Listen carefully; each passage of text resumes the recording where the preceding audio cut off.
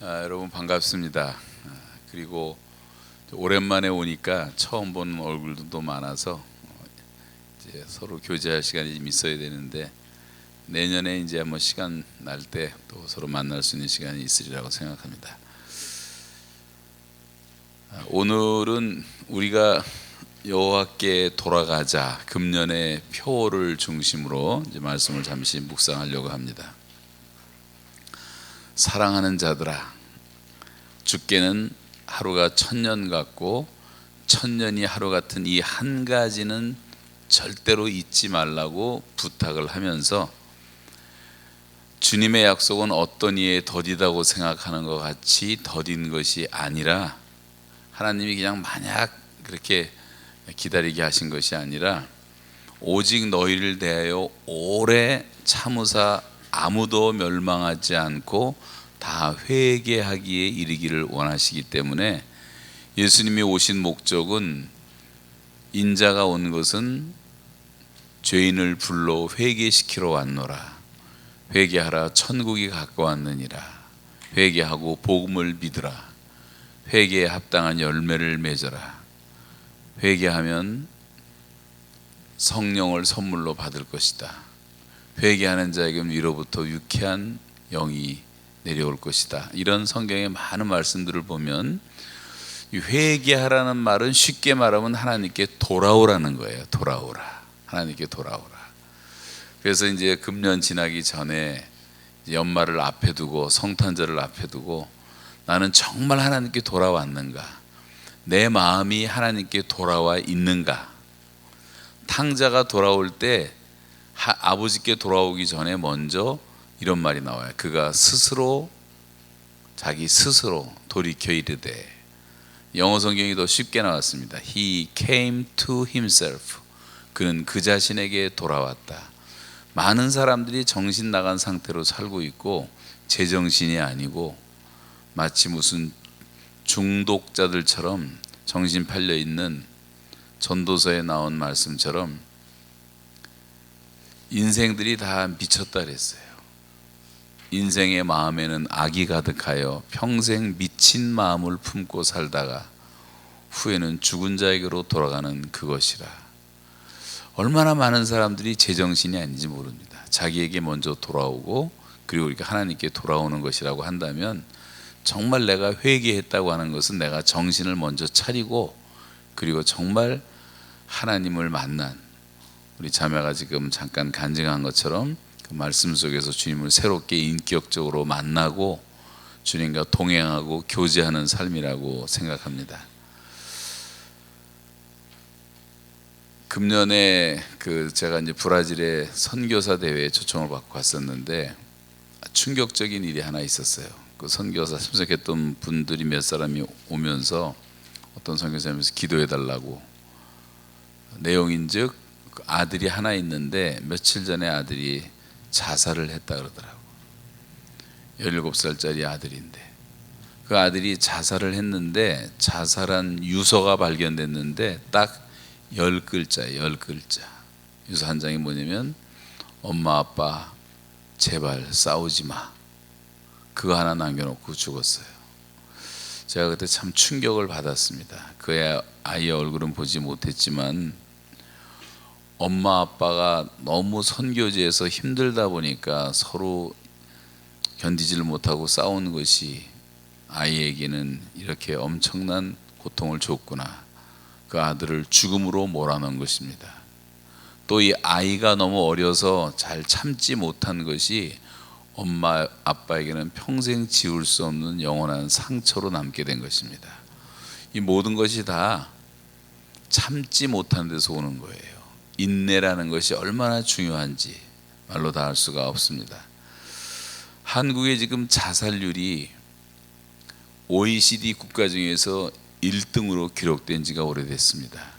OECD 국가 평균보다 2배가 많아요. 한국 사람들의 자살률이. 특별히 젊은이들이 자살합니다. 우리 다운타운 교회에 소속됐던 한 번 정도 출석했던 어떤 청년 하나가 전화가 안 돼서 한국에서 그 어머니가 전화를 해서 며칠 만에 찾아가 봤더니 자기 방에서 외롭게 죽어 있는 사람도 있었어요. 젊은이들이 잘 참지를 못합니다. 요즘 많이 인내를 못하고. 저렇게 죽어가는 사람이 1년에 수만 명이 저렇게 죽어가고 있어요. 여러분, 성경이 강조하는 하나님의 성품을 대표적으로 말할 때 인내라고 말합니다. 하나님은 오래 참으신다. 자, 우리가 잘 이 인내에 대한 말씀을 묵상하면서 이제 오늘 말씀을 생각하면 좋겠는데, 첫 번째, 인내하는 것이 바로 사랑이라는 거예요. 인내하는 것이 사랑이다. 그래서 제가 오늘 세 가지 말씀드리겠는데, 모든 사랑, 모든 열매, 모든 축복, 이건 다 인내로 오는 거예요. 자, 한 번만 따라서 해보시겠어요? 자, 모든 사랑. 다시 조금 더 크게, 모든 사랑, 모든 열매, 모든 축복, 이게 다 인내로 말미암는다고 성경은 말하고, 첫 번째, 이 모든 사랑은 다 인내의 결과라고 할 수가 있습니다. 하나님이 우리를 사랑한다고 했을 때 그 하나님의 사랑을 가장 잘 노래하고 있는 책이 고린도전서 13장이죠. 그 중에 이제 사랑에 대한 속성이 15가지가 나오는데, 제일 먼저 사랑은 오래 참고, 사랑은 온유하며, 투기하지 아니하며, 자랑하지 아니하며, 교만하지 아니하며, 무례히 행치 아니하며, 자기의 유익을 구치 아니하고, 성내지 아니하며, 악한 것을 생각지 아니하며, 불의를 기뻐하지 아니하며, 진리와 함께 기뻐하고, 모든 것을 참으며, 모든 것을 믿으며, 모든 것을 바라며, 모든 것을 견디느니라 할 때에 제일 첫 번째가 사랑은 오래 참는 것이고, 마지막은 견디는 거라고 말하고 있어요. 그 중간에도 모든 것을 참는 거라고. 제일 많이 나오는 말이 이 참고 이 견딘다는 말이죠. 여러분, 우리가 이제 사랑을 생각할 때 인간적으로 가장 상징적인 것은 어머니들의 사랑이라고 할 수가 있습니다. 여기 지금 처녀들은 아직 어머니는 아니기 때문에 그 사랑이 좀 덜 익었지만, 어머니가 되면 진짜 사랑을 하게 되는 거예요. 그걸 우리가 모성애라고 말합니다. 저와 여러분은 우리 각자 어머니 태 속에 10개월 동안 다 있다 나온 사람들 아니에요? 한 달쯤 있다 나온 사람 없죠? 다 10개월을 우리는 꼬박 어머니 태 속에 있다 나왔습니다. 어머니들이 임신을 하게 되면 배가 나옵니다. 그리고 그 불편하고 힘들어도 10개월 동안을 참고 견뎌야 되는 거예요.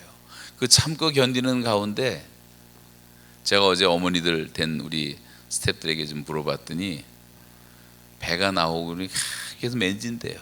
이제 믿는 사람이나 안 믿는 사람이나 임신하게 되고 아기를 낳게 되면 누구나 다 이제 막연히도 기도하게 되고, 믿는 성도들은 또 하나님께 기도하게 되겠죠. 아이를 쓰다듬고 만지고, 아마 하루에 한 100번 정도 이렇게 만진다고 생각해 보면 10개월이면 3만 번의 스킨십을 하는 거예요. 3만 번. 그러면서 어머니의 사랑이 무르익어 가는 것입니다. 그래서 어머니의 이 모성애라는 것은 부성애하고는 비교가 안 돼요. 남자들은 아무것도 몰라요. 진짜 그럴 수밖에 없는 거죠. 그렇게 애를 품에 안고 10개월을 견뎠기 때문에. 그날만 어려운 것이 아니라 그 다음에 태중에서가 아니고 태어난 후에도 어머니들은 끊임없이 인내해야 됩니다. 참고 기다리고, 똥오줌 맨날 받아내야 되고, 며칠 몇 날 몇 달 때로는 몇 년을 그렇게 기저귀 갈고, 이런 것도 이제 보통 수고가 아니죠. 참지 않고는 할 수가 없는 거예요. 누가 아무리 어머니라도 똥 냄새가 좋겠습니까? 여러분과 저는 기억을 하지 못하지만 우리는 다 그런 절대적인 사랑을 받고 태어난 사람들이에요. 그렇지 않아요? 얼마나 그 한 가지만 해도 우리가 평생 감사해야 될 일이죠, 부모님께. 자, 그 다음에 이제 벌벌 기기 시작하면 걸을 때까지도 부모들은, 엄마는 특별히 인내하면서 아이들을 키워서 저와 여러분이 그냥 저절로 걸어다닌 게 아니에요. 그 어머니의 그런 수고가 있었고, 견디고 참고 기다리는 그런 수고가 있었다는 거예요. 뿐만 아니라 뭐 다 결혼하기 전까지 마찬가지지만 사춘기를 지나는 동안에, 사춘기 때는요, 이 아이들도 발광을 하지만 부모도 발광하는 사춘기를 맞이하게 돼서 둘이 서로 발광하다 보니까 막 전쟁터에 집집마다 보면 그것도 다 부모, 어머니가 견뎌주는 것입니다. 우리가 귀에 많이 익숙한 어거스틴이라는 사람은 청년 시절에 젊었을 때 어머니의 마음을 무진장 속썩였던 사람이에요. 온갖 나쁜 짓 다 하고 마약도 하고 술도 먹고 바람도 피워서 애도 낳고. 근데 그 어머니 모니카는 그 아들을 계속 따라다니면서 사랑으로 추적하고 기도해주고 기다려주고 참아주고.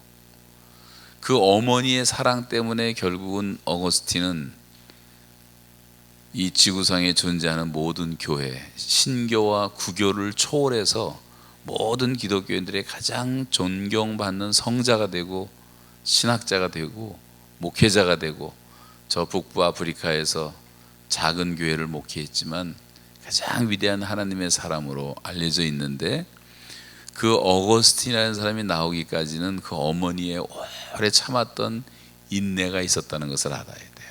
그 사랑 속에서, 인내 속에서 그런 사랑이 나온 것입니다. 우리가 이제 부부애라는 것도 저도 조금 살아보니까 서로 인내 가운데 완성돼 가는 거예요. 부부라고 천사처럼 다 마음이 맞는 사람은 없어요. 처음에 연애할 때는 다 이상적으로 보이지만 그건 길어야 6개월이고 6개월 지나면 다 본성이 드러나요. 그래서 서로 싸우기 시작하다가 견디지 못하면 이혼도 하고 헤어지고 상처받고 갈라지는 가정이 무수하게 많아요. 참지 않으면 안 되는 거예요. 참지 않으면. 견디지 않고서는 사랑이라는 것은 성숙될 수가 없는 것입니다. 여러분이 아무리 친한 친구라 할지라도 친구의 우정이 그냥 저절로 되는 것은 아니에요. 서로 받아주고 기다려주고 참아주고 그냥 하고 싶은 것도 안 하고, 그렇게 참는 가운데 우정이라는 것도 성장하는 것입니다. 사람뿐만 아니라 동물의 세계도 마찬가지예요. 제가 이제 감명 깊게 보았던 다큐멘터리 가운데 황제 펭귄, 여러분 다 보신 분들 많이 계실 텐데 그걸 보고 정말 감동을 넘어서 눈물이 났어요. 그 동물은 또 부성애가 그렇게 강하더라고. 부성애가. 암놈, 그 엄마가, 펭귄 부부는 이제 엄마가 산란을 하게 되면 아빠가 그 알을 넘겨받습니다. 그리고 눈과 얼음밖에 없는 아주 영하 50도도 넘는, 그리고 시속 200km가 되는 아주 엄청난 그런 강풍 속에서 자기 발등에 알을 얹혀놓고 새끼를 키우는 아빠 펭귄들의 모습인데, 그 추위는 얼마나 무서운지, 살인적인 추위, 모진 눈바람을 4개월 동안을 견뎌내면서 그 얼음에 그대로 서 있는 거예요. 이 새끼 하나를 키우기 위해서 사투를 벌이고 있는 펭귄을 보면 정말 감동적입니다. 혹시 못 보신 분들을 위해서 제가 50초짜리를 준비했으니까 한번 보시고 나머지는 집에 가서 인터넷으로 보세요. 한번 보여주시기 바랍니다. 어디에서 먹이를 구할까요? 꾸룩꾸룩 어깨와 몸을 들썩이는 것이 윗속의 먹이를 토해내는 동작. 말 그대로 아빠는 모든 걸 토해내서 남김없이 새끼를 위해 바칩니다.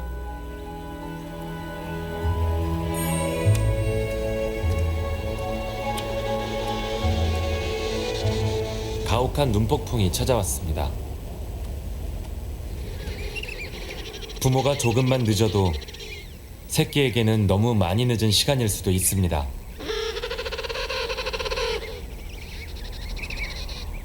이미 몸이 얼어버린 새끼를 포기하지 못하고 며칠을 품고 지새우는 부모도 있습니다.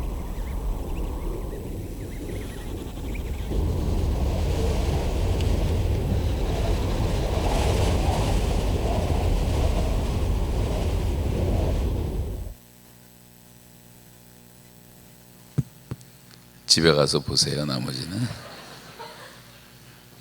저 한 1시간 정도 했던 것 같은데 정말 감동이 되더라고요. 여러 그런 장면이 나옵니다.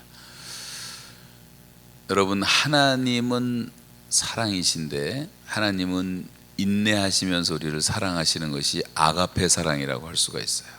그래서 어떤 사람은 이제 에로스라는 것은 남녀 간의 사랑, 필레오라는 것은 친구 간의 사랑, 그 다음에 스톨케라는 것은 혈육 간의 사랑, 엄마 아빠 뭐 형 동생 그런 조건이 있죠. 그런데 아가페 사랑이라는 것은 조건이 없는 사랑인데 의지적인 사랑이라고도 말하고, 어떤 분은 한국말로 이를 악물고 하는 사랑이라고도 얘기를 했어요.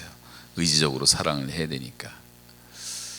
그 하나님의 사랑이 많은 곳에 이렇게 표현되고 있는데, 이런 동물의 세계에서도 찾아볼 수가 있습니다. 하나님의 인내가 사랑이고, 하나님의 인내가 구원이고, 하나님의 인내가 우리의 소망이고, 그 하나님의 인내가 이제 며칠 있으면 지나게 될 성탄절을 탄생시킨 것입니다. 여러분, 우리가 살아가면서 짓는 죄 가운데 가장 큰 죄가 뭐냐면 이 하나님의 인내하시는 것을 경홀히 여기는 죄예요. 로마서 2장 4절에 이런 말씀이 있습니다. 혹 내가 하나님의 인자하심이 너를 인도하여 회개하게 하심을 알지 못하여 그의 인자하심과 용납하심과 길이 참으심의 풍성함을 멸시하느뇨. 무슨 말씀인지 이해가 되시죠? 하나님의 인자하심이 우리를 인도해서, 그래서 우리가 회개하기를 하나님이 기다리시는데 우리는 그걸 잘 알지 못하고 그 하나님의 인자하심과 용납하심과 길이 참으심의 풍성함을 우리가 멸시하고 있는 거 아니냐는 거예요. 하나님의 기다리시는 것이 우리의 구원의 기회가 되는 거예요. 그런데 우리는 그렇게 살지 않고 5절 말씀 보면 다만 내 고집과 회개하지 아니한 마음을 따라 진노의 날 곧 하나님의 의로우신 심판이 나타나실 그날에 임할 진노를 내게 쌓는도다. 돼지를 씻겨놨더니 금방 시궁창에 뒹굽니다. 또 더럽혀졌어요. 개가 먹었던 것을 토한 것을 또 먹어. 여러분, 개 길러보신 분들은 보셨겠지만 개들은요, 토한 것을 또 혼자 먹어요. 다. 이게 개들에게 하는 말이 아니라 사람이 그렇게 산다는 거예요. 하나님의 말씀으로 조금 씻겨놨더니 금방 뒹굴고 더럽혀지고, 그렇게 회개하면서 막 토하듯이 다 버렸던 죄악을 또 꾸역꾸역 먹고 있는 우리들의 모습을 생각해 보라는 거예요. 저는 벌써 이제 꽤 지난 얘기가 됐지만 이제 2년도 넘었는데, 북한에 3년 동안 3년 가까이 감옥에 들어가 있을 때 제가 아주 이제 그야말로 인간으로서는 제로 포인트 익스피리언스, 완전히 0점 체험이었어요. 그 가난한 심령으로 살다 보니까 내가 보이기 시작하는데 내가 얼마나 죄인이었는가, 죄인 중에 괴수였는가. 별로 그러지 않았다고 생각했던 것들이 있었지만 내 안에도 탐욕이 많았고, 정욕이 있었고, 음란이 있었고, 거짓이 있었고, 헛된 것을 많이 추구했고, 이런 것들이 다 철저하게 깨달아지고 회개했던 기억이 나고, 다시 성령님의 인도하심을 받고 다시 말씀을 묵상하고 주님의 인도하심을 받고 거룩한 마음을 갖고 가난한 마음을 갖고, 그렇게 하다 보니까 난 죄를 짓지 않고도 살 수 있겠다고 하는 이제 결심과 믿음을 주셨습니다. 제가 감옥에서 나온 지 2년이 지나고 있지만 옛날 같은 삶을 살지 않고 하나님과 동행하는 삶을 살게 된 것은 말할 수 없는 하나님의 저한테는 큰 은혜예요. 너무나 감사해요. 저는 감옥을 벗어나게 해달라고 조르며 기도를 했어요. 왜 이런 고난을 받아야 되는지 잘 몰랐어요. 내가 뭐 북한에 잘못한 것도 아무것도 없는데. 근데 그때마다 주신 말씀이 욥기 23장 10절의 유명한 말씀이에요. 내가 가는 길을 오직 그가 아시나니 그가 나를 단련하신 후에는 내가 정금같이 나오리라. 하나님이 다 아신다는 거예요. 아신다고. 그리고 정금같이 나오리라는 말씀, 할 말이 없잖아요. 그 마음에 많이 와닿아서 내가 하나님께 너무 조를 필요가 없겠다 생각을 했지만 또 인간이니까 또 그런 기도를 드려요. 그 다음에 하나님이 다시 주신 말씀은 하박국 2장 3절에 비록 더딜지라도 기다리라. 계속 하나님은 기다리라는 말씀을 주셨습니다. 이게 하나님의 어떤 뜻이 계시나 보다. 하나님은 나를 사랑하시는 분이시고 선하신 하나님이시니까 하나님의 특별한 뜻이 계신가 보다 하고 하나님께 그때부터는 다 맡길 수가 있었어. 그리고 더 이상 그런 기도를 드리질 않았어요.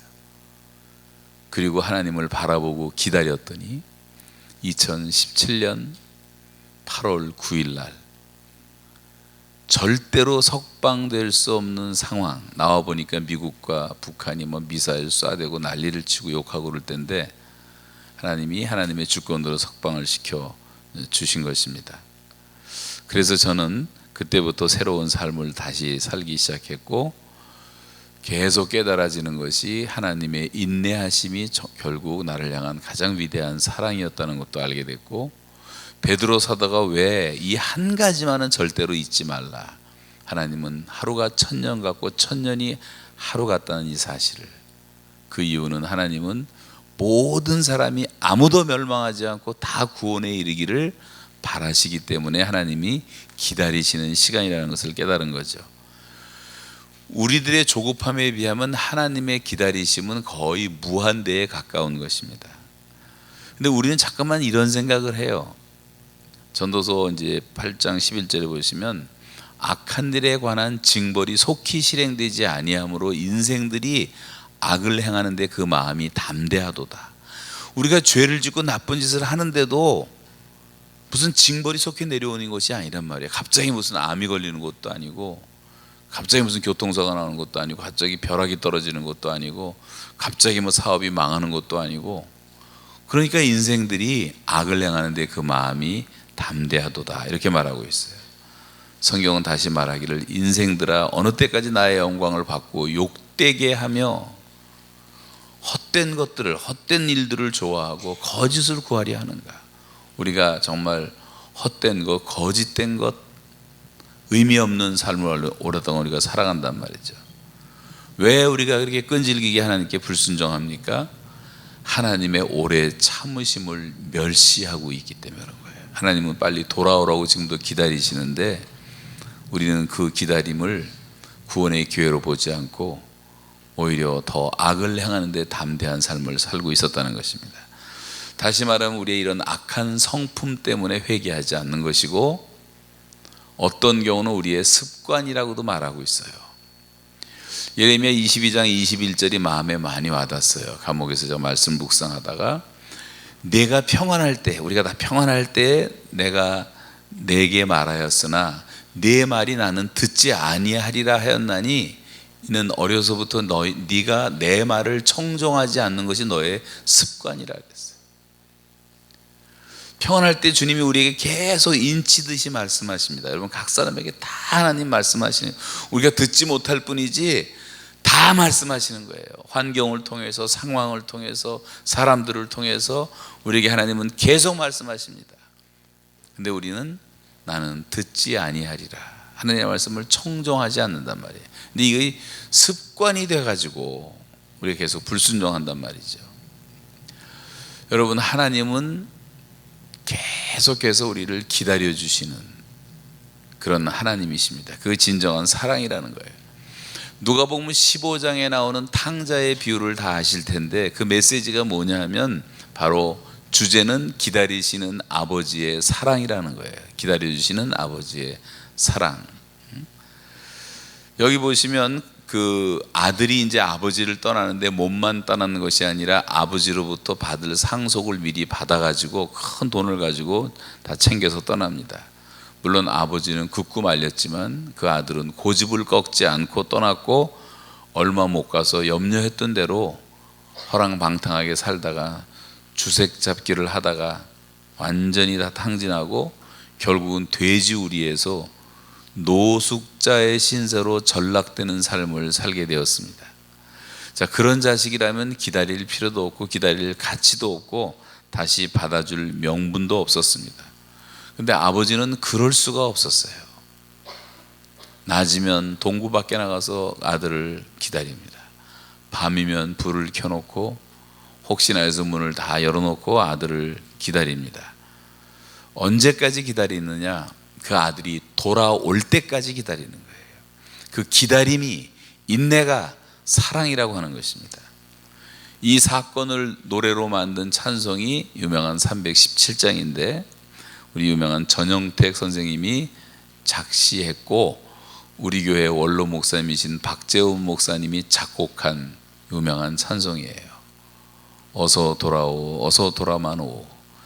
지은 죄가 아무리 무겁고 크기로 주었지 못 담당하고 못 받으시리요. 우리 주의 넓은 가슴은 하늘보다 넓고 넓어. 어서 돌아오, 어서 돌아만 오.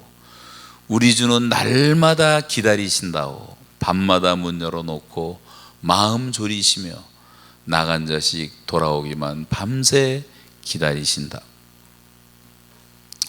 집을 떠난 이후, 아버지를 떠난 이유는 아무 상관이 없어요. 집을 떠나서 어떻게 살았고 무엇을 하며 살았는지도 상관이 없습니다. 아버지는 그냥 돌아오기만 하면 돼. 저와 여러분을 기다리시는 하나님의 마음은 우리가 돌아오기만을 기다리는 거예요. 회개한다는 것은 하나님께 돌아오는 것을 뜻하는 것입니다. 그리고 그것이 바로 하나님의 오래 기다리심이 우리의 구원이 되기 때문에 성경은 오늘이 구원받을 때요, 오늘이 은혜의 날이로다 그랬어요. 여러분, 오늘 이 자리에 오신 이것은 바로 구원의 날이고 은혜의 날이 되는 거예요. 오늘 우리가 주님께 돌아올 수가 있다면. 그래서 아직 내가 몸은 예배당에 앉아 있지만 마음으로 완전히 하나님께 돌아오지 못한 분들도 계시고, 아직 하나님이 누군지 잘 모르는 분도 이 자리에 계실 수가 있고, 그런데 성경은 돌아오라고 말씀합니다. 성탄절이라고 하는 것은 바로 이런 하나님의 사랑의 메시지라고 할 수가 있어요. 자, 금년 2019년 12월까지 하나님께서 우리를 기다려 주셨습니다. 주님을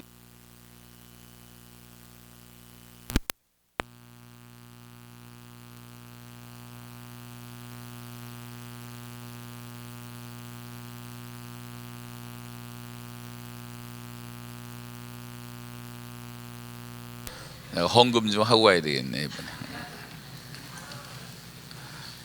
너 또 아멘 하는 사람이 있었어? 금년을 넘기기 전에 여러분 신앙생활 혹시 좀 방학했던 분들은 다시는 방학하지 마세요. 신앙생활은요, 퇴보와 안일은 독이 되는 거예요. 잠언 1장 31절에 보시면 어리석은 자의 퇴보는 자기를 죽이며 미련한 자의 안일은 자기를 멸망시키려니와 오직 나를 듣는 자는 안연히 살겠고 재앙에 두려움이 없이 평안할 것이다 그랬어요. 신앙생활은 절대 퇴보하면 안 돼. 현상 유지도 자기를 죽이는 거예요. 신앙생활이라는 것은 하나님 바라보고 독수리처럼 계속 비상하는 거예요. 천국 가기까지. 절대 중단하지 마시기 바라고, 금년 12월을 마지막 마무리하면서 다시는 내가 주님을 떠나지 않겠다, 그런 결심으로 하나님께 온전히 돌아오는 것이 얼마나 중요한지 몰라요. 제가 몇 주 전에 이제 일본에 가서 일본 교회들 집회를 했는데 일본에 참 은혜스럽고 재밌는 시간을 많이 가졌습니다. 그 얘기는 지금 할 시간이 없고 저는 할 수도 있는데 끝나고 또 갈 데가 한 군데 남았어요. 오늘 지금 4번째 설교고 5번째가 하나 또 남아 있어요. 그래서 이제 할 수가 없어요. 11월 달에 제가 일본에 가 있었는데 11월 15일, 11월 12월 2달 동안에 일본 전체가, 특별히 동경 전체가 완전 크리스마스 일색입니다. 전체가 다 크리스마스 추리를 요란하게 해놓고 크리스마스 캐롤은 도시마다 거리마다 골목마다 다 들려오더라고요. 캐롤이. 누가 보면 일본이 기독교 국가인 줄로 착각할 정도예요. 그런데 재밌는 거는 뭐 재미는 아니지만 1월 달 되면요, 12월 말 딱 끝나면 그 모드가 바뀌는데 불교 모드로 바뀌어요. 또 11월 12월은 기독교 모드고, 그리고 절간에서도 설치고 난리들 친다고 합니다. 무슨 말이냐면 우리가 이제 일본 사람들을 이코노믹 애니멀이라고 부르는데, 이 성탄절까지 철저하게 상업화 시켜가지고 장사하는 데 목적이 있는 거예요. 여러분, 성탄절은 우리가 즐기는 그런 세속적인 엔터테인먼트이 아닙니다. 성탄절은 하나님께서 우리가 돌아오기를 기다리시는 그 사랑의 하나님의 메시지를 들어야 될 시간이라고 하는 거죠. 오래오래 참으시는 하나님의 사랑의 이야기. 그래서 하나님은 1월부터 12월까지 기다리시는 사랑의 하나님. 그래서 성탄절은 우리가 회개해야 될 시간이에요. 하나님께 돌아와야 될 시간. 하나님의 오래 참으심이 우리의 구원이 되기 때문에. 그래서 성탄절을 그냥 들떠서 보내지 마시길 바랍니다. 주의 약속은 어떤 이에 더디다고 생각하는 것 같이 더딘 것이 아니라 오직 너희를 다하여 오래 참으사 아무도 멸망하지 않고 다 회개하기에 이르기를 원하시느니라 그랬어요. 하나님의 참고 기다리시는 사랑을 깊이 생각하세요. 하나님은 오래 참으시는 가운데, 여기 앉아있는 우리 모두 가운데 단 한 사람도 멸망하지 않고 다 하나님께 돌아오기를 기다리십니다. 여호와께 돌아가자. 내년에는 이거 외치지 말고 내년에는 새 일을 행하시는 하나님이라 그랬죠. 여러분의 인생에서 새 일을 행하시는 하나님을 경험하시기를 주님의 이름으로 축복합니다. 자, 인내가 사랑이라는 것을 기억하고, 두 번째는 인내해야지 열매라는 게 맺히는 거예요. 성경은 나는 포도나무여 너희는 가지라 해서 내 아버지는 농부라 이렇게 말씀하시는데, 이 농부의 특징은 기다리는 겁니다. 농부들은 조급한 사람이 없어요. 기다릴 수밖에 없잖아요. 야고보서 5장 7절 8절 한번 같이 읽습니다. 시작. 그러므로 형제들아, 주께서 강림하시기까지 길이 참으라. 보라, 농부가 땅에서 나는 귀한 열매를 바라고 길이 참아 이른 비와 늦은 비를 기다리나니 너희도 길이 참고 마음을 굳건하게 하라. 주의 강림이. 네, 여기서 3번이나 반복되는 메시지가 뭡니까? 누가 말 한번 쳐보세요. 빨리. 3번 반복되는 게, 네, 길이 참으라, 길이 참으라, 길이 참으라. 이 열매라는 것은 모두가 다 사랑과 인내로 결실되는 겁니다. 누가복음 8장 15절에 보시면 이런 말이 나와요. 우리 여기 앉아있는 분들이 여기 수백 명이지만 우리들의 마음은 4가지로 예수님이 정리하시는데, 하나는 길바닥 같은 마음이 있고, 또 하나는 돌짝밭 같은 마음이 있고, 또 하나는 가시덤불 같은 마음이 있고, 또 하나는 옥토와 같은 마음이 있다. 이 길바닥 같은 마음은 교만하고 세속화돼서 하나님의 말씀에 씨가 떨어져도 뿌리를 내리지 못하는, 하나님 말씀을 아예 받지 못하는 그런 마음을 말하는 거고, 돌짝밭은 떨어져서 뿌리를 조금 내리긴 하는데 돌 때문에 햇빛이 비치면 타버리는 식물처럼 그렇게 신앙을 금방 잃어버리는 사람, 어려움만 좀 찾아오면 신앙을 금방 팽개치는 사람들. 가시덤불이라는 것은 그냥 뿌리를 내리고 자라긴 열심히 자라는데 옆에 하도 유혹이 많고 재물의 유혹이라든가 여러 가지 시험 때문에 기운을 다 뺏겨서 겉의 모양만 있지 열매를 맺지 못하는 그런 마음들을 말하고, 그런데 옥토라는 것은 여러분 다 여기 옥토 같은 마음이라고 믿습니다만, 옥토에 떨어졌다고 하는 것은 좋은 마음으로 말씀을 받고 말씀을 듣고 믿어서 그것을 지켜서 인내로 결실하는 자라고 말하고 있어요. 우리가 말씀의 은혜를 받고 하나님 말씀이구나, 내가 이렇게 말씀 받는 것도 중요하지만 이거를 듣고 잘 지켜야 되고, 그 다음에 인내로 결실하는 때까지 가야지 그것이 진짜 옥토란 말이에요. 그러니까 여러분, 내 마음이 얼마나 옥토인가를 보려면 나한테 얼마나 지금 열매가 있는가. 내가 세월이 지나갈수록 우리 주 예수 그리스도를 닮은 성품의 열매가 나에게서 나타나는가, 또 내 개인이 퍼스널 미니스트리, 개인적인 사역의 열매가 나타나는가. 내 친구들이 나를 보고 예수 믿고 싶은 마음이 생겨서 야, 넌 어떻게 이렇게 행복하니? 너는 이렇게 평화로우니? 너는 이렇게 하나님마다 잘 되니? 그럼 우리 전도하기 쉽잖아요. 그러면 예수님 때문이야. 그러면서 한마디 하면서 전도하면 얼마나 쉽습니까? 근데 하는 일마다 안 되고, 사업하는 것은 또 집안에서도 망하고, 몸은 병에 걸려 있고, 인간관계가 안 좋아서 맨날 우거지상을 하며 살면서, 여러분 그러면서 예수 믿어라 그러면 누가 믿겠어요? 우리 보고 너나 믿으세요 그러지. 우리가 이 축복을 받아야 된단 말이에요. 저절로 예수 믿어야 되는 사람들은 저절로 우리의 삶을 보고, 요셉이라는 사람은 상황과 환경과 아무 상관없이 하나님이 늘 같이 하는 삶을 살았기 때문에 감옥에서도 보디발의 집에서 노예 생활할 때도 하나님이 함께 하심을 주변 사람들이 다 보았더라 그랬어요. 너무 하나님의 축복의 손길이 보이니까. 전도는 저절로 되는 거지 억지로 되는 것이 아니란 말이에요. 그래서 우리가 인내로 결실한다고 말을 하고 있는데, 여러분 사과 하나를 생각해 보세요. 예를 들면 자, 사과가, 전 이제 감옥에서 사과를 한 번도 못 먹어봐서 3년 동안 나오자마자 누가 사과를 하나 사줬는데, 그냥 애기 머리통만한 큰 사과인데 아주 정말 특상품이더라고. 특상품. 새빨간 사과인데 한 모금 깨물었더니요, 사과 맛도 얼마나 좋은지 모르겠고, 어떻게 이렇게 빨간 껍질을 하나 이렇게 만들어 놓으셨을까? 어떻게 속살이 이렇게 하얄까? 어떻게 이런 맛이 날까? 그러면서 먹었던 기억이 나는데, 그 사과 하나를 묵상해 본 적이 있어요. 사과 씨가 하나 떨어지고, 근데 나쁜 땅에 떨어지면 안 돼. 좋은 땅에 떨어져서 이제 뿌리를 내리고 조그만 나무가 이제 자라기 시작합니다.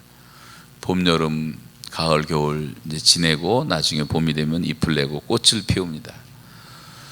이제 몇 년 지나고 수정하는 시간을 지나서 조그만 열매가 맺히기 시작하면, 그때부터 이 열매는 하루 종일 낮에 태양을 바라보며 끊임없는 탄소 동화 작용을 계속합니다.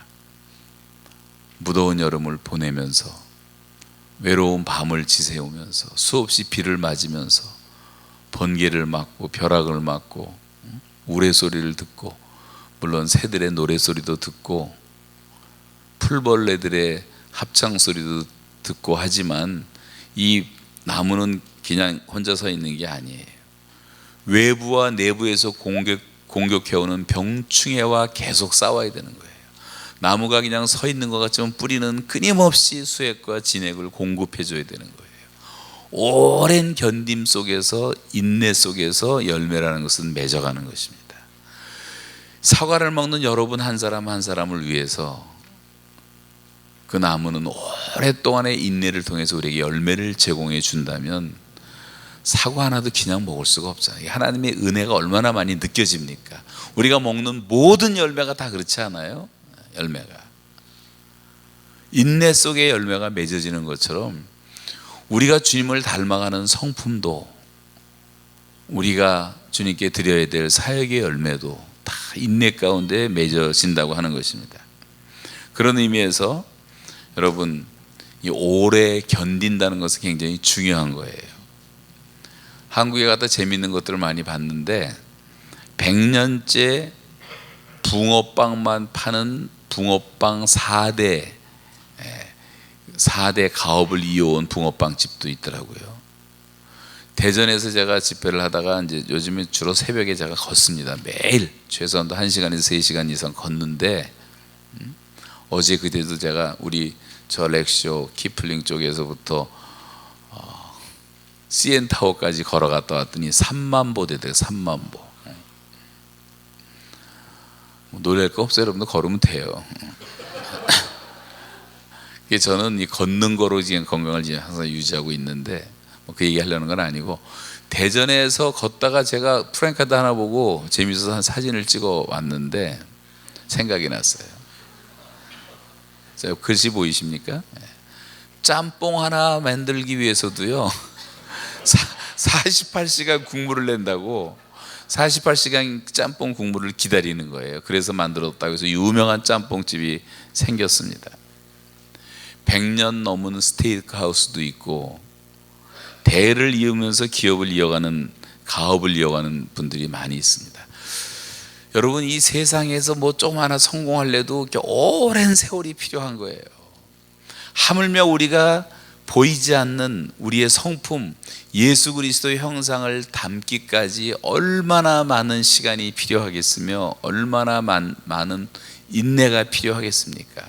저절로 우리가 주님을 닮아가는 것은 아니에요.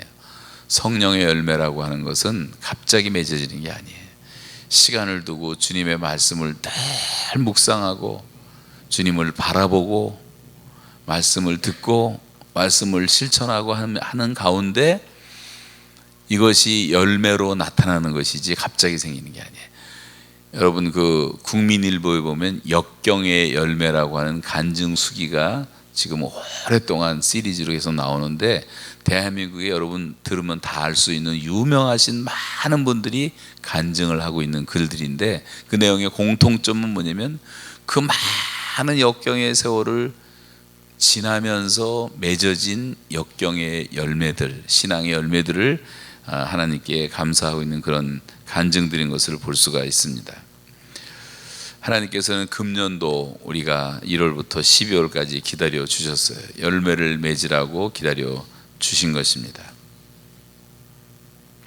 그래서 올해 성탄절을 맞이하면서 여러분, 내가 주님께 드려야 될 열매는 무엇인가 생각해 보셨습니까? 드릴 열매가 있습니까? 드릴 선물이 있습니까? 동방박사처럼 주님께 드릴 선물이 내게 뭐가 있는지. 하나님께서 저와 여러분을 택하신 이유가 뭡니까? 너희가 나를 택한 것이 아니요 내가 너희를 택하여 세웠나니 이는 너희로 가서 열매를 맺게 하고 너희와 실이 항상 있어서 너희가 내 이름으로 무엇을 구하든지 다 받게 하려 함이라. 너희가 열매를 많이 맺으면 내 아버지께서 영광을 받으실 것이요 너희가 내 제자가 되리라 그랬어요. 우리가 열매가 있어야지 하나님이 영광을 받으시고, 열매를 갖고 올 때 우리가 제자가 되는 거죠. 열매가 없으면 제자는 아니에요. 그냥 무리가 될 수 있어요. 군중이 될 수는 있을 거예요. 그렇지만 우리는 주님의 제자는 아니에요. 그 군중들은 이리저리 변하는 사람들이에요. 필요할 때는 호산나 찬송했다가 또 자기한테 불리하면 예수를 십자가에 못 박으라고 배반하는 사람들. 그러나 주님을 따르는 제자들은 열매가 있어야 되는 거예요. 열매를 많이 맺을 때 하나님이 영광을 받으시기 때문에, 나는 얼마나 하나님을 닮아서 그렇게 오랫동안 인내하고 기다리는 가운데 이런 많은 열매를 맺고 있는가 생각하면서 금년을 정리하고 새해를 맞이했으면 좋겠습니다. 인내가 열매를 맺는 것이다. 마지막 세 번째는 인내하는 자가 복이 있다고 말해요. 우리 야고보서 5장 11절 같이 한번 읽어요. 다 같이 10절 11절 시작. 형제들아 주의 이름으로 말한 선지자들의 고난을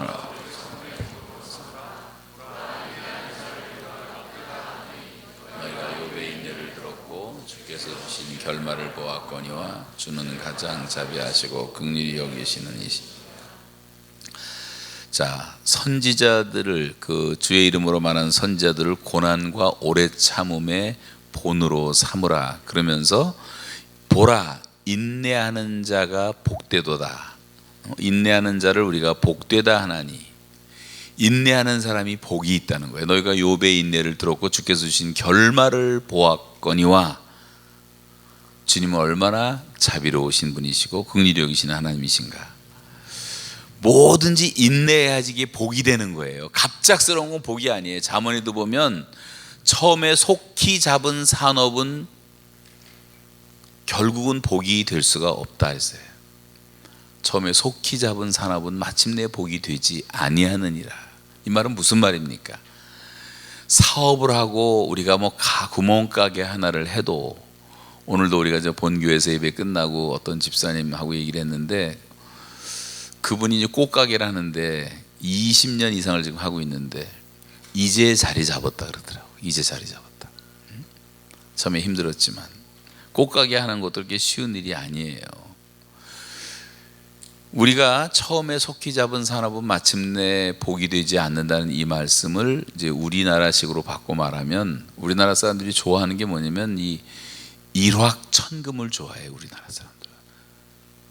그리고 갑자기 부자가 되는 걸 좋아해요. 그래서 불로소득을 좋아하게 돼요.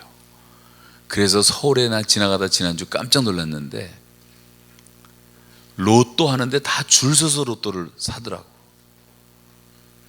이거 하나 좀 대볼까 하고. 이거 평생 해도 안 돼요. 벼락 맞는 것보다 확률이 적은 거예요, 로또는. 근데 혹시나 해갖고 비트코인에 투자를 하지 않는가, 주식에 투자하지 않는가, 부동산 투기를 하지 않는가, 스포츠도 그냥 건전한 스포츠가 아니라 도박 스포츠를 하지 않는가, 카지노 한번 땡기면서 잭팟이 터지기를 기다리질 않는가. 뭐 하나 터지면 되는 줄 알고 일확천금을 기다리는데, 이런 것들은요 절대로 우리가 요행을 바라서는 안 되는 것들이에요. 그래서 한국 사람들은 화토를 쳐도 막 도박을 하고, 골프를 쳐도 도박을 하고, 경마장 가서 도박을 하고, 산업도 속히 잡은 것은 절대로 복이 될 수 없다 그랬어요. 여러분, 많은 시행착오를 거쳐서 인내로 기다려야지 복이 되는 것입니다. 기업들도 마찬가지고 심지어 교회도 마찬가지예요.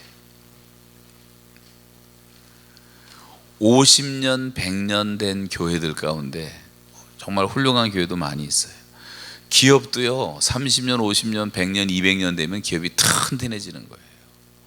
우리 몸에 별로 좋지도 않은 코카콜라도 지금 140년 동안 비밀을 유지하면서 애틀란타에서 전 세계를 관리하면서 그걸 키웠더니 그 기업이 세계 1등 기업이 됐잖아요. 지금 브랜드네임 가치로 세계 1등입니다. 변함없이.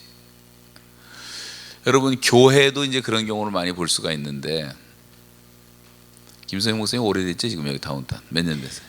10년. 10년. 우리 미안하지만 김성희 목사님 위해서 한번 격려의 박수를 한번 보내주시기 바랍니다.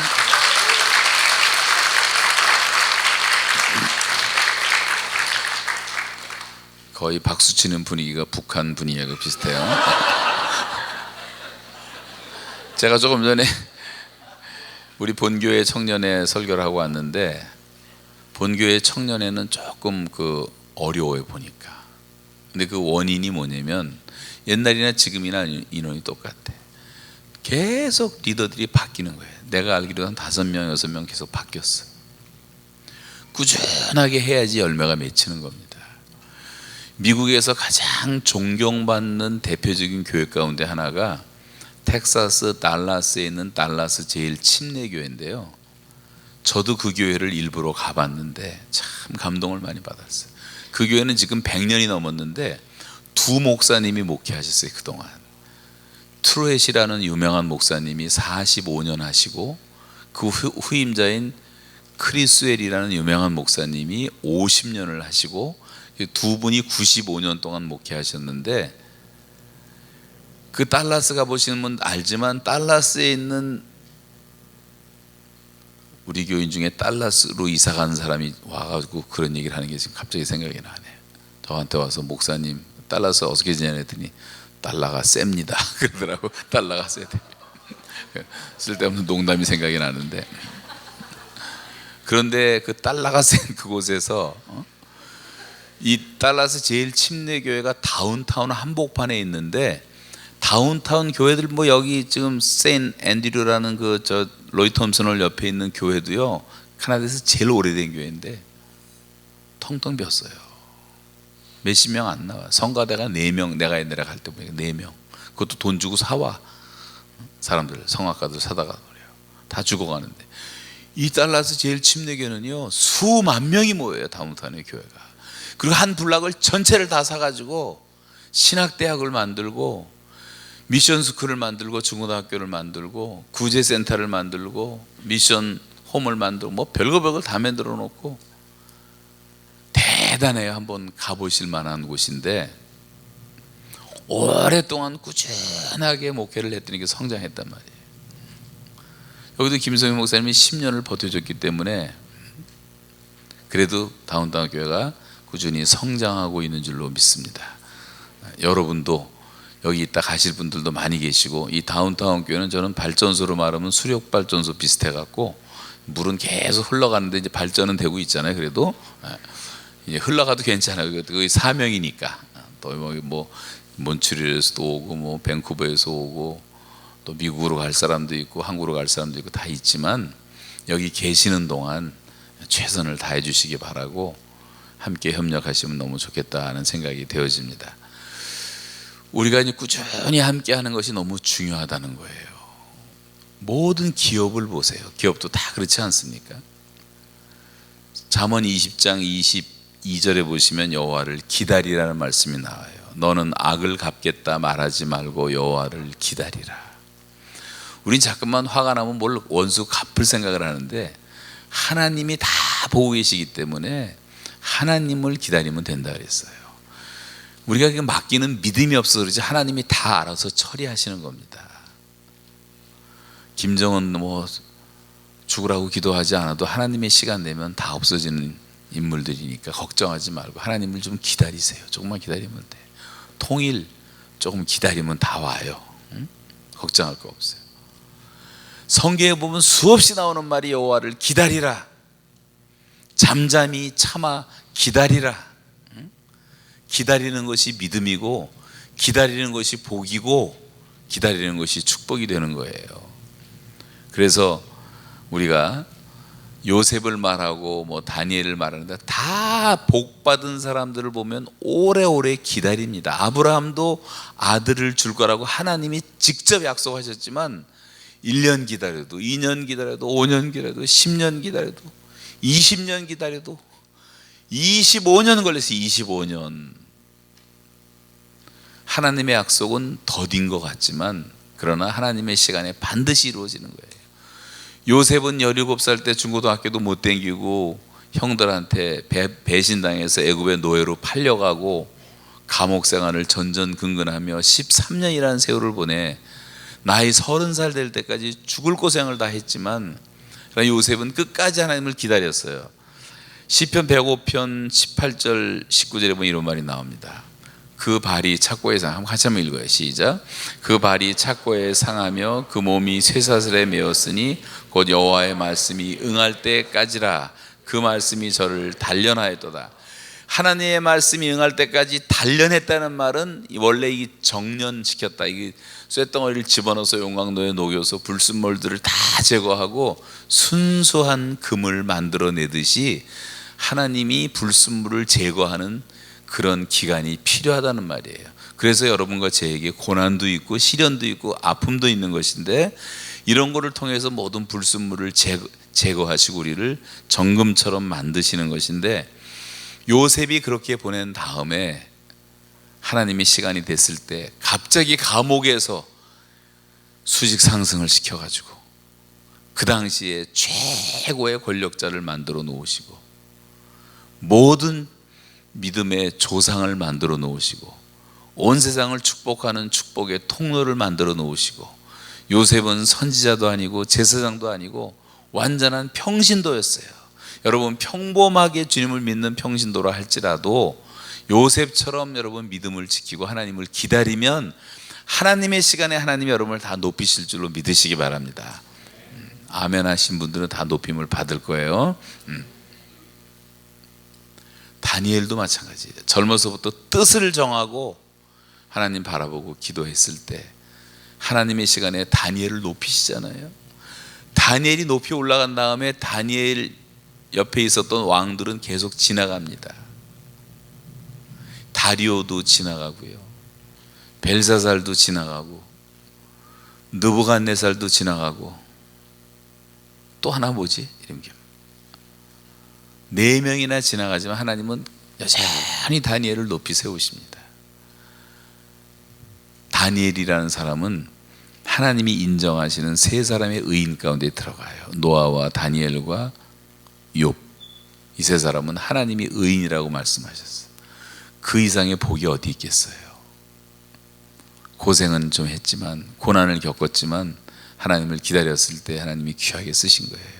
여러분, 세상 유혹과 환난과 어려움이 많지만 젊은 날에 정말 주님 바라보고 뜻을 정하고 변함없이 주님과 동행하기 시작하면 주님을 기다리는 어느 날 하나님께서 여러분과 저를, 우리 모두를 다 귀하게 쓰시는 날은 반드시 오게 돼 있는 것입니다.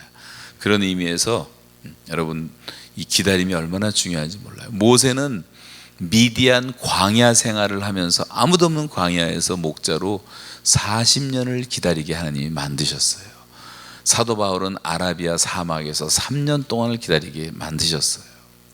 저도 지나고 보니까 북한에서 감옥 생활은 저한테는 완벽한 수도원 생활이었는데 너무너무 감사해요. 저는 제 생애를 돌아보며 군대 생활도 3년에서 좀 고생도 했고, 이민 목회 30년 하면서도 많은 어려움도 있었고, 또 젊은 날 제가 어렸을 때 잘 살다가 우리 집안이 갑작 망하는 바람에 학교도 못 다니고 연탄 니학가도 끌고 백화점 매대에서 장사도 하고 살았던 적도 있었고, 다 고생을 나름대로 좀 해봤지만 북한의 감옥에 있었던 3년이 저의 생애에는 최대의 축복의 시간이었어요. 지금 지나고 보면 얼마나 감사한지 몰라. 거기서 하나님 새롭게 만나고 수없이 많은 기도 응답을 받고, 나를 괴롭히고 고민하고 고통을 주던 사람들도 다 사랑하게 됐고, 그들도 많이 변화받는 것을 제가 많이 보게 됐고, 나를 조사하는 과정에서요, 나를 막 곡사포로 죽이고 싶다고 소리 지르는 사람들이 있었어요. 자기 수령을 모독했다고. 내가 뭐 수령 모독한 것도 없고, 김일성은 신이 아니다, 사람이다, 이렇게 폭력 정치하면 안 된다. 미국에서 설교했던 내용을 인터넷에서 뽑아가지고 저를 잡으려고 작정했던 것인데, 그리고 김일성 동상 2만 8천 개가 다 무너져야지 북한은 산다. 그래서 하나님 축복을 못 받는, 뭐 잘못된 말 아무것도 없는데 그 사람들 입장에서는 그것이 큰 죄가 돼서 저를 최고 존엄 모독죄, 두 번째는 특대형 국가 전복 음모죄, 세 번째는 우리 교회 탈북자들 많이 나왔다고 탈북 반동들을 도운 죄, 유엔 대사를 전도했다고 감히 한 나라의 전권 대사를 전도한 죄, 뭐 죄도 별죄가 다 많더라고. 그러더니 저를 사형 선고를 내려요. 사형 선고를 받은, 난 사형을 내리라고는 생각을 안 했어요. 너무 기가 막히더라고요. 아니 20년 동안을 죽으라고 도와줬더니 어떻게 이럴 수가 있는가. 그런데 너무너무 억울했는데 첫날 감옥에 이제 그러다가 이제 제가 캐나다 시민이기 때문에 죽일 수가 없으니까 이제 국제 여론 때문에 그래서 종신형을 내리고 이제 거기서 이제 평생 노동하며 살라는 이제 노동 교화형을 내린 거예요. 거기는 들어가면요, 북한 사람들 제일 오래 사는 사람이 2년 살다 죽어서 나오고 다 1년 안에 다 죽고, 저는 1년은커녕 2개월 일하니까 나는 더 이상 아무것도 못 하겠더라고. 다 망가졌어요. 손바닥은 다 물집이 잡히죠. 일주일 만에. 일주일 일하니까 또 피가 엉기죠. 3주 4주 지나니까 막 관절이 망가지죠. 막 추운 겨울에 꽃갱이 가지고 얼어붙은 석탄을 캐는 일을 시키질 않나. 8시간씩 얼어붙은 진흙을 깨고 구덩이를 1m씩 길이 1m 깊이 1m 파라고 하지 않나. 얼어붙은 진흙덩이를 깨서 망치로 그걸 부드럽게 흙을 만들어서 석탄하고 3분의 1을 섞어서 떼야 되는데 그런 일을 시키질 않나. 엄청난 스트레스를 주고 이 버벌 어뷰즈가 심하니까 막 설사가 나와서 3개월 동안 논스톱 설사를 하질 않나. 너무 괴롭히니까 정신적인 고문이 더 무서운 거예요. 어느 날 배가 아픈데 대굴대굴 굴렀어요. 한 달을 굴렀어요. 잠을 못 자고. 그랬더니 할 수 없이 저를 데리고 병원에 가더라고. 평양으로 눈 가리고 이송을 1시간 동안 차 타고 끌고 가는데, 시커먼 컴컴한 병원에 들어갔는데 내시경 한다고 들어가서 내시경을 봤는데요, 우리나라 내시경은 이렇게 얇아요. 이렇게 얇은 거 이렇게 하고 쏙 집어넣고 이렇게 하는데, 북한 내시경은 이 핸드마이크보다 두꺼워. 그 옛날 처음 나왔던 거 가지고 걸레 같은 걸 한번 쭉 닦더니 입 벌리라더니 쑥 집어넣는데 이거 하다 죽을 것 같더라. 그 결과가 나왔는데 12지장이 상해서 배 가려고 좀 잘라내야 된다 그러더라고요. 제가 북한에서 나는 그때 죽었으면 죽는 거죠. 모르지. 한 8시간 정도 마취 상태로 있었으니까 별 수술을 다 하고 그런 시련을 겪었지만 뭐 그런 얘기 하자면 3년 동안 얘기를 여기서 어떻게 다 하겠어요. 책을 써놨으니까 책 돌아가면서 한번 보시면 다 알 수가 있어요.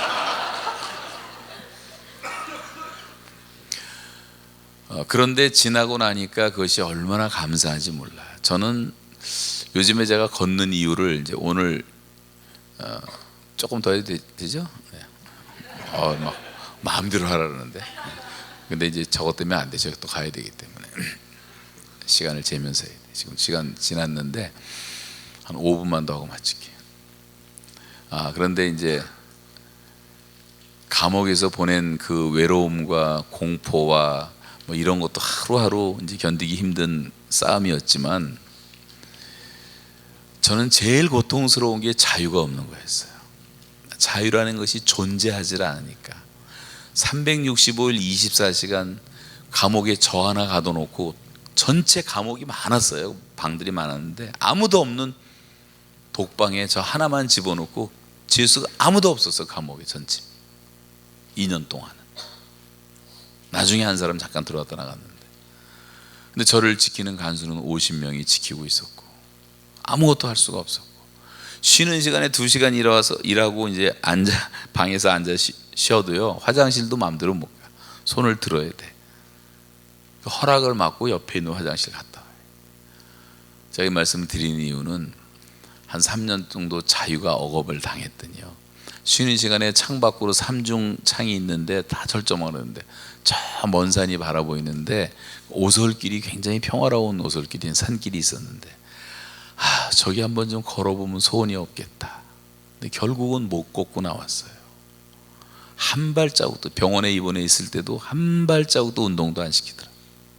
요만한 방 안에 그때는 다행히 성경책이 도착해가지고 제가 새벽부터 잠잘 때까지 성경만 읽었기 때문에 내 생애에 가장 은혜스러운 시간들이었긴 했지만 그런 시간이었고 그래서 저는 나오자마자 자동으로 걷기 자동으로 이 걷는 게 얼마나 행복한지 몰라요. 내가 이렇게 걸어 다닐 수 있다는 거 지금까지 너무 신기한 거고 꿈꾸는 것 같고 여러분이 자유의 소중함은 자유를 잃어버리기 전에는 잘 모릅니다. 우리나라 지금 이게 자유롭고 8.15 해방 이후에 우리는 자유가 주어졌잖아요. 북한은 아직도 자유가 없는 나라예요. 2천만 우리가 해방시켜줘야 우리의 동족들이에요. 우린 자유를 지금 하고 한국은 자유가 너무 많아서 이제는 아주 방종이 돼버렸어. 방종. 이런 걸 다 회개해야 되는 거죠. 그래서 이 자유가 주는 기쁨을 누리기 위해서 걷다 보니까 지금도 만족이 안 될 정도로 매일 10,000보, 20,000보, 30,000보를 걸어도 더 걷고 싶고 이 자유를 누리니까 나보고 비행기 타는 거 얼마나 지루하지 않냐 그래. 요즘은 계속 지구를 몇 바퀴를 돌아다니다 보니까 공중에서 있는 시간이 많은데 좀 미안한 얘기지만 저는 비행기 타는 게 하루도 지루하지가 않아요. 지난번에 남미 돌아서 말레이시아 돌아서 싱가포르 돌아서 한국까지 가는데 20몇 시간 비행기 타는데도요 내가 화장실을 내 마음대로 갈 수 있다는 자체가 너무 감사한 거예요. 내가 자유롭게 하면 조그만 좁은 비행기지만 화장실 가면 손 들고 기다려야 되는데 이거 손 들 필요 없잖아. 내가 가면 되고 그리고 비행기 안에서 기도도 잘 되고 성경도 잘 암송되고 뭐 방해하는 사람이 없으니까 집중이 되고 또 하늘이 가까우니까 기도도 잘 되고 우리가 긍정적으로 생각하니까 뭐 다 좋더라고. 너무 감사하고. 나는 솔직하게 과장이 아니라 지루한 시간이 없어요. 지루한 시간. 저희 집사람은 좀 지루할 거예요. 저 따라다니느라고. 근데 제 바디가드는 한 사람밖에 없어요. 지금 우리 집사람은 지금 무서워요. 북한 간수보다 저를 철저하게 감시하고 따라다니고 있어요. 근데 너무너무 감사해. 그것도 그렇게 지켜줄 수 있는 사람이 있다는 것이 얼마나 감사하죠. 감옥과 수도원의 차이 아세요? 감옥하고 수도원은 비슷한 게 많아요. 감옥과 수도원은 대개 다 산속에 있어, 산속에. 그리고 감옥과 수도원은 룰이 강해, 룰이. 질서를 지켜야 되기 때문에. 감옥과 수도원은 옷이 한 벌밖에 없어. 수도사들도 한 벌을, 감옥의 죄수들도 한 벌밖에 안 줘. 겨울에도 딱 한 벌 주더라고. 음식 먹는 것이 변변치 못해. 감옥하고 수도원은 너무 비슷한데 다른 것이, 완전히 다른 것이 하나가 있어요. 감옥에는 사람들은 날마다 불평하고 불만하고, 감옥에는 죄수가 없어. 다 누구 때문에 죄를 졌다는 거야. 누구 때문에. 근데 수도원은 하루를 시작할 때 찬송과 감사와 기도로 시작하고, 노동이 기도라고 하면서 즐겁게 노동하며 기도하고. 저는 북한에서 이제 겨울에는 그렇게 땅 파고 했지만 봄, 여름 되면 밭을 만들고 옥수수 심고 고추 심고 감자 심고 자연농업을 3년 동안 하다 왔는데, 그것도 쉬운 일이 아니에요. 여러분, 감자 하루에 100kg을 캐야 되는데 한 번 캘 때 2시간에 25kg을 캐야 돼요. 그래서 4번을 캐야 되는데 그게 쉬운 일이 아니에요. 정신없이 해도 20kg도 캐기가 힘듭니다. 그런 일을 했지만 그 노동을 하면서 기도를 배우게 되고, 노동이 신성한 거예요. 여러분, 젊었을 때 좀 노동 좀 해야 돼. 근데 우리 한국 젊은이들은 노동을 안 하려고 그래. 다 3D 작업은 다 외국인들 300만 명을 데려다 다 그거 시켜, 한국에서 지금. 젊은이들은 땡땡 놀고 먹어. 정부에서는 또 표 얻기 위해서 젊은 애들한테 한 달에 뭐 50만 원인가 70만 원씩 공짜로 줘. 창업기업 기금으로 5만 달러씩. 커피숍 하다 망하면 그걸 끝나는 거야. 안 갚아도 돼. 700조의 빚을 지면서 표 하나 얻으려고 다 미친 짓들을 하고 있어요, 지금 한국 정부가.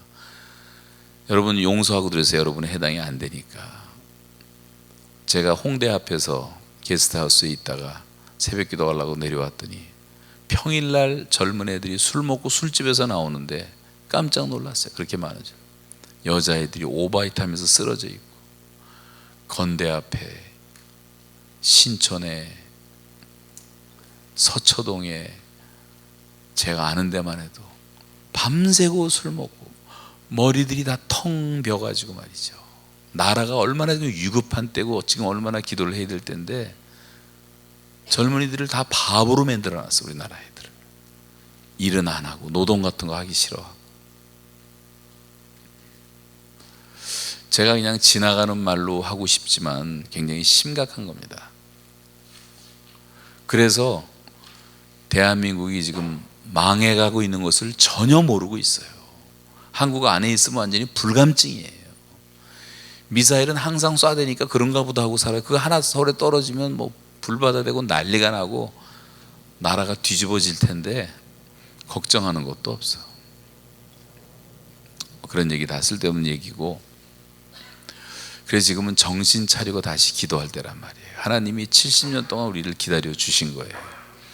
지구상의 마지막 분단 국가로서 이런 어려움을 통해서 우리를 정금처럼 만들어 주시기 위해서 북한이라고 하는 아주 최악의 세력들이 존재했기 때문에 남한은 최강의 기독교가 된 거예요. 얼마나 우리가 그 공산당을 이기기 위해서 산기도 하고 새벽기도 하고 철야기도 하고 금식기도 하면서 신앙을 지켜왔기 때문에 강한 기독교가 됐고, 북한 주민들은 죄가 없는 사람들, 그 사람들은 거기 태어난 죄밖에 없어. 70년 동안 그런 사람들이 북한 주민의 98%가 다 그런 사람이에요. 사실 몇 프로 안 되는 그 악의 축은 한 3,000명 정도 되는 요 악의 무리들만 쓸어버리면 북한은 평화가 오는 거예요. 그래서 우리가 지금 그렇게 기도할 때인데 정신을 못 차리고 있다고. 전 지금 남한이 훨씬 더 심각하다고 생각합니다. 지금 통일되면 절대 안 돼요. 통일되면 북한은 쫄딱 망해요. 남한에 수십만 명의 사기꾼들이 기다리고 있어요. 연변 땅 망쳐놓던 것처럼 다 망쳐놓을 수가 있어요. 교회가 정신을 차리고 근신하여 깨어서 기도하고 정말 소금과 빛이 다시 되고, 지금은 교회가 어두움이고 교회가 부패했기 때문에 세상을 변화시키지 못하고 있는 거예요. 여러분과 제가 정신을 차려야 되는 거예요. 예배당 와서 앉았다 가고 그냥 의자만 따뜻하게 만들어 주고 가는 이 벤치 워머가 되면 안 된단 말이에요. 너희가 내 마당만 밟는도다.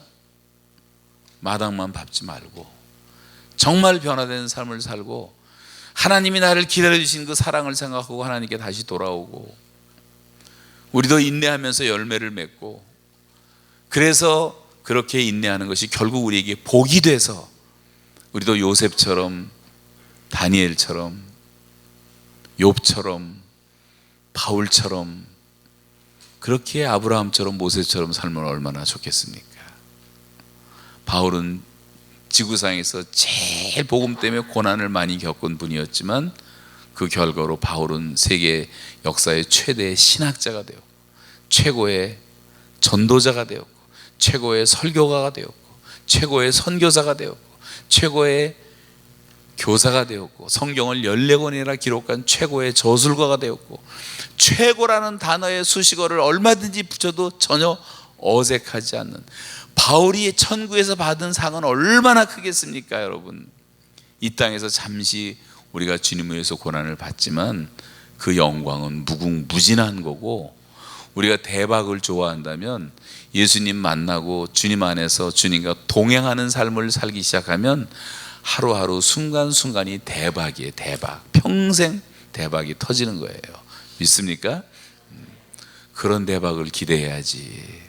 쓸데없는 대박을 기대하지 마세요.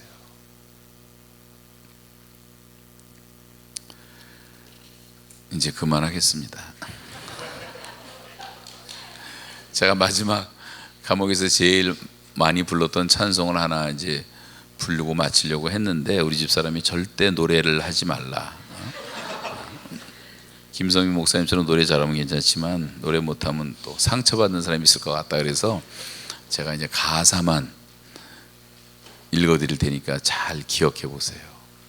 손양원 목사님이라고 우리나라의 사랑의 원자탄이라고 순교하신 가장 위대한 목사님이 지으신 찬송식 가운데 541장에 보시면, 541장 좀 찾지 마세요. 제가 다 그냥 얘기해 줄 테니까 듣기만 하면 돼요. 이런 가사가 나와요. 꽃이 피는 봄날에만 주의 사랑 있음인가? 열매 맺는 가을에만 주의 은혜 있음인가?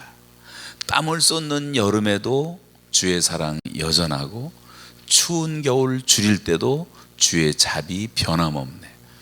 솔로몬의 부귀보다 욥의 고난 더 귀하고 솔로몬의 지혜보다 욥의 인내 아름답다.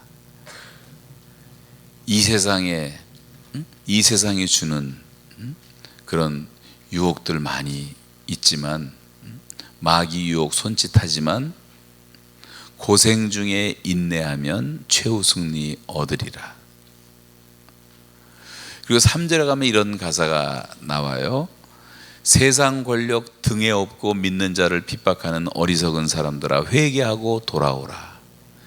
우상의 힘 얼마 가며 인간의 힘 얼마 가나 하나님의 심판날에 견디지를 못하리라.